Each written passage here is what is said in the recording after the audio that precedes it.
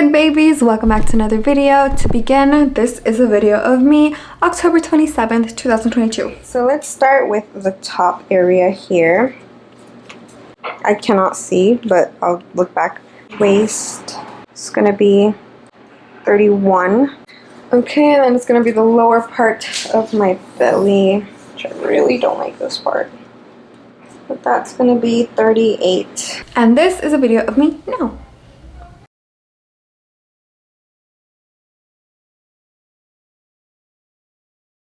You exact measurements, how many inches I lost, how many inches I gained, anything and everything is going to be in this video.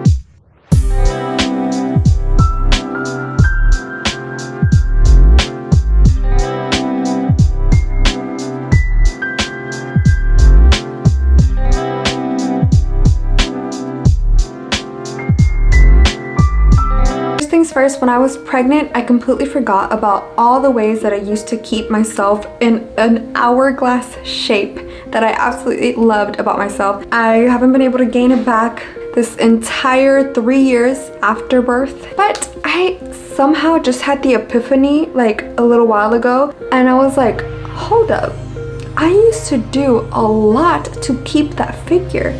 I wasn't just No, I did a lot of work, and these are the things that I have remembered, and this is what has worked for me. Also, I'm obviously not any sort of professional in any type of way, so please take my advice with a grain of salt. The first thing we just have to discuss is posture. Posture. I know it sounds crazy, but that has a lot to do with an hourglass figure. Just hear me out. How unattractive is this compared to this? Just simply sitting straight. Now, this video doesn't have anything to do with being attractive, but doing that engages your back, your shoulders, your sides, your abs throughout the entire day, if you are able to do it throughout the entire day.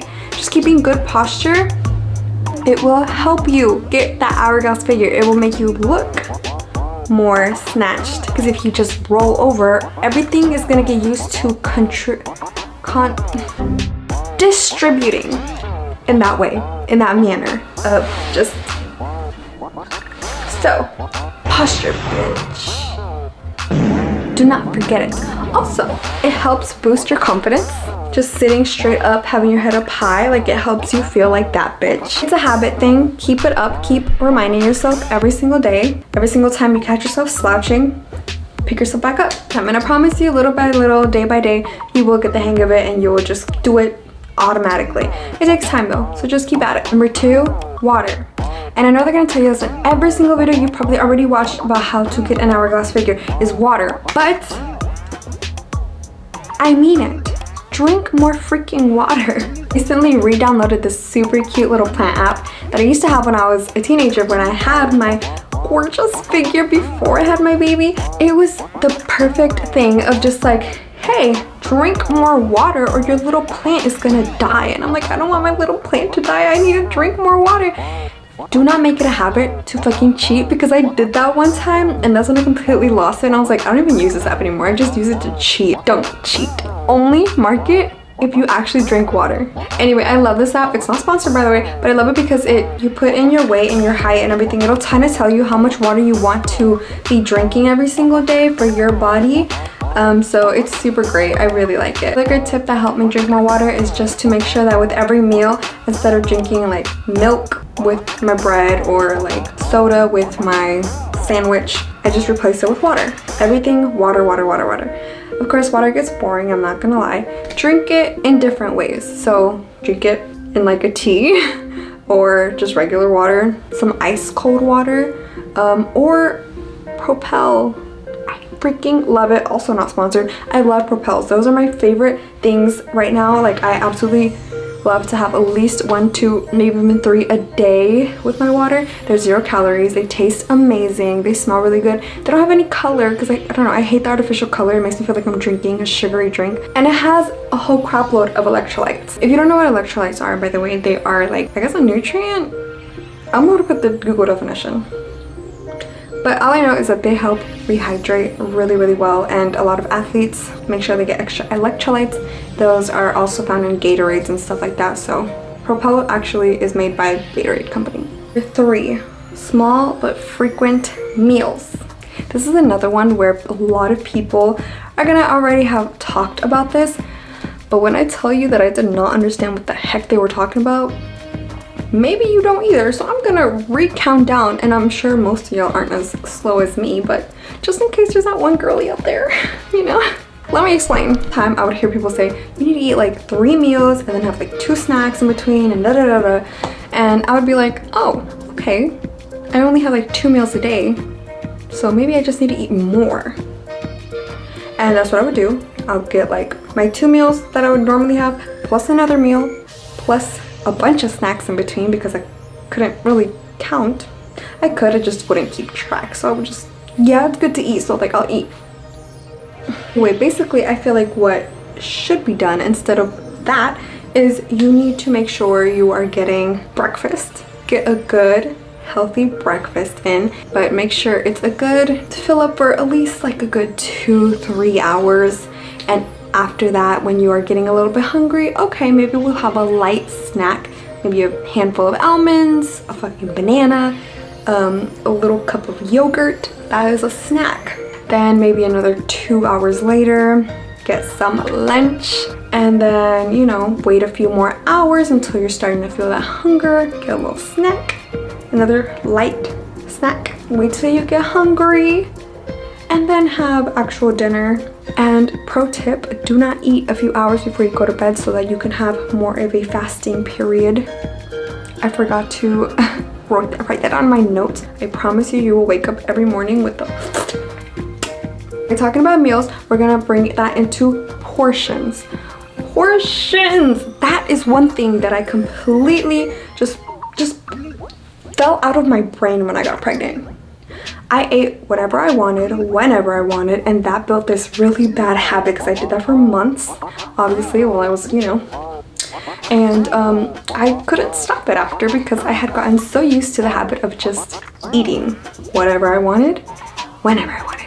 And so I overate a lot, and I didn't even realize I was overeating. I'd be like, no, I'm eating something healthy. I'm eating like a salad, so like, you know, it's healthy. I don't know why I'm gaining weight, and I work out like crazy. Food,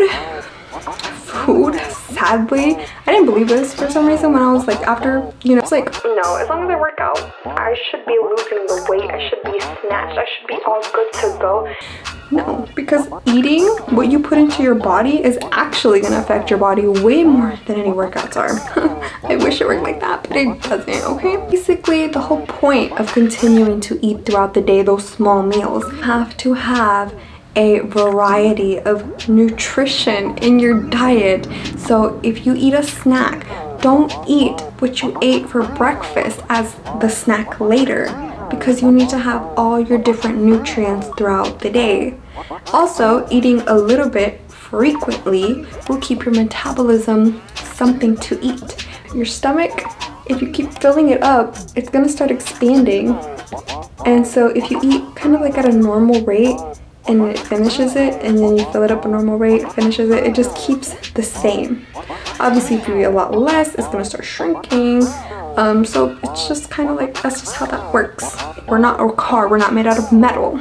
Our organs expand and shrink, I guess, with that organ. I don't know what it wants to do. Anyways, eating too much of a portion is counterintuitive of eating frequently, obviously. So for example, if I have 2 scoops of a portion of pasta, I eat that all day, I'm going to completely throw out all the hard work I did because I just ate like an extra 500 calories that I did not need. My body did not need it. I just be chilling. You know, I'm not a fucking bodybuilder. I don't go jogging every morning as I should be. So I need to be taking that down, eating a normal portion size of pasta, which I know what you're thinking. I know what you're thinking because I used to think it. That is barely any freaking food. Yeah. Don't you want to be that bitch though?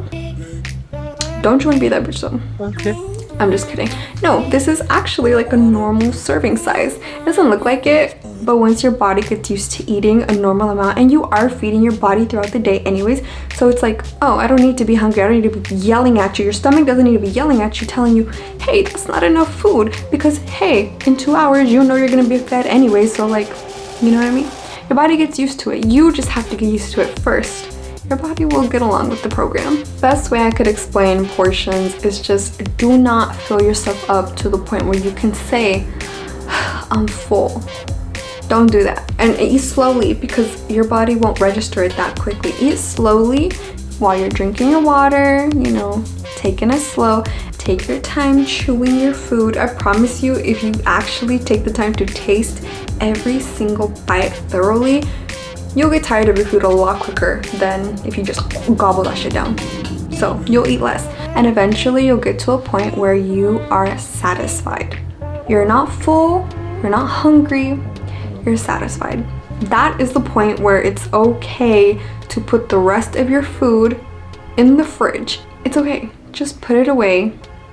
You don't need it. Meal prepping is a great strategy if you're gonna be, you don't want to waste food like me. So that's a whole other thing though. Portions and nutrition, these are two absolutely key factors to a snatched waist and a good toned figure. They're so essential. So anyways, make sure you get your good nutritions, carbs, dairy, veggies. Make sure you're having a good sufficient amount of protein. Me personally, when I first started like a fitness thing, I did a lot of research about nutrition, and so I actually downloaded my Fitness Pal just to kind of keep in mind what kind of foods have what in them, and just to learn. And then once I kind of had it in mind, I deleted the app because I kind of already knew what I was doing, and it was just an extra stress every single day to be logging everything in.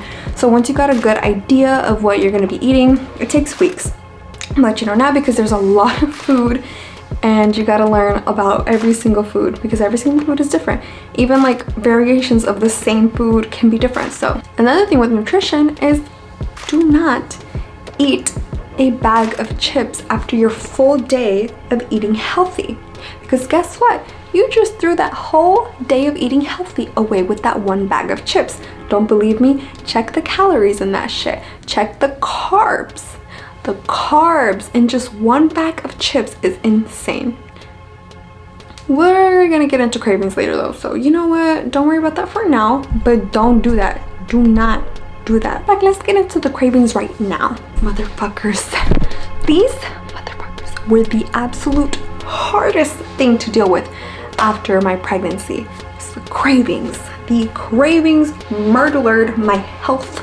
But you know, I got you. I'm gonna give you all the tips and tricks that I learned to get rid of them bitches. Basically, this is another one of those, you have to break the bad habits thing. You really have to keep yourself on track. One, if you are eating the foods that your body needs, your body will not be screaming to you every now and then that it wants something that it thinks it needs. For example, most of the time, if you're craving a certain food, it's actually your body telling you the nutrient that you actually need. Now, there's a chart somewhere out there in the world that I remember seeing when I was younger that really told you, if you're craving chocolate, what you really need is maybe some nuts. If you're craving something, look up the alternative to it, the healthy alternative to it, maybe on Pinterest. That really helped me. For example, if you're craving ice, most likely what you're needing is iron.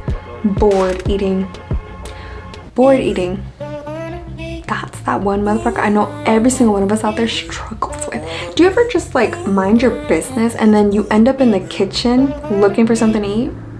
Yeah. You've experienced bored eating, and let me tell you, this is how you're gonna stop that habit right then and there. Don't walk out of that kitchen empty-handed. Nope, don't do that. Go in there and grab yourself a water the moment that you realize what you're doing. You're gonna grab some water, go sit your happy ass back down, okay? The thing you could do is find sayings or like a mantra or something for you to keep in your brain for whenever you're really craving something, because now that I've like really fixed my eating, I don't get those really bad cravings anymore. But there was, back in the day, I swear I would be sitting there and like I felt like I needed to stop everything like a drug addict and just like go get whatever it was that I was craving. Whether I meant drive down to the store even though I had no money, and like find a way to get myself an icy or something, I was gonna do that. And that's not normal. It's not. It's just not. So we just have to figure out something to tell ourselves when something that bad hits. For me, it was kind of like more of a realization that I had reminding myself of. It was like I looked at Pinterest girls that were like gorgeous, and I'd be like, I want to look like that, right? And I'd be like, is this ice cream? Is this brownie? Is this chocolate worth that? Am I really willing to? No, I'm not. So I'd just be like, nope, I don't need it. I'm gonna be skinny. I'm gonna go work out instead. The thing you'll realize once you actually keep the habit going is the feelings of absolute guilt you get. You probably already know that feeling when you crave something really bad, but you've been eating really good, and then you just give in, and then it's like, I'm such a badass, I can't do anything right, and It's just like you get this really bad rush of disappointment, and just you feel awful. You feel freaking awful, and then you kind of don't even want to bother anymore. You're just like, whatever, I already messed it up. Like every battle that you win against cravings feels amazing. You will be so proud of yourself, and it's just one battle at a time. It takes one time that you're like, I really want this chocolate. You're about to grab it, and you're like, no, I don't need it. That's okay. I'm just gonna go grab a handful of almonds and go sit down. You won a battle, and you feel so good when you actually spend the day and you're just like, I didn't even eat that chocolate today. You win one battle today. You win the full battle of the day. Like after that, you win a full week worth of battles. It's kind of like a rush of just like, holy crap. This is my first week completely not giving it at all to any craving. You feel amazing. You feel like, look, I can do this. And you're just like, get some motivation. Keep in mind, those feelings, they matter. You will get a bunch of positive feelings. Just believe in yourself. You got this. Do not give up. Line up your eating with your workouts. What I mean by this is don't eat 50 grams of protein on a day you're going to be bulking your legs / glutes. That's a little bit, by the way. And don't be eating 200 grams of protein if you're going to be trying to work on slimming down your tummy. That's a lot of protein, by the way. You have to make sure that your foods and your workouts are lining up so that your body can rebuild the way it should. I would have like 3 leg days, not necessarily in a row, but I would make sure I ate a lot of protein and extra carbs those days that I was working out heavy on that, and then days I would work on my tummy. I would make sure to eat a lot leaner and make sure everything was kind of light. It works. I don't know why or what the science is behind it, but I just know it works. Make sure you keep in mind that your body is still going to be rebuilding the day after, so keep those healthy eating habits those next days as well. The workouts themselves, just following those last 3 tips I told you about, you're going to get results. But to get that toned, gorgeous body you're probably looking at on Pinterest every day for motivation, you really should work out. About cardio days, walks, jogs, those 2 things, they're gonna really help with a flat tummy. Walks and jogs in particular, they really help target the abs and the glutes in amazing ways. I promise you, walking at least 30 minutes a day will do wonders. Build those. You need to do some heavy lifting for those cakes. You need to do that. Yeah, I know, it sucks, but it'll be worth it. My favorite workouts though for like a tummy are gonna have to be vacuums and planks. Those really help snatch your waist like no other workout. These are just my extras, a few little extra tips that I have that have helped me. Green tea. Green tea helps to boost the metabolism like crazy, and it has a little bit of caffeine, so it kind of helps me as like pre-workout because I do not do good with caffeine at all. So I don't take pre-workout or coffee or drink coffee or anything like that because I cannot handle it. So green tea is a great alternative. The thing is waist trainers. I'm not the hugest fan of these. I actually really liked to wear corsets when I was younger. Those honestly did do a lot for me. But waist trainers, I feel like can really do some good if you use them in the right way. So just keep using them as your like building muscle and working out, because as your muscles are getting rebuilt, the way I like to think of it is like in the corset they're getting rebuilt, shaped like that. Good morning, it's November 20th. It's been almost an entire month since I started applying all of the tips and tricks that I had talked about, and here are my results.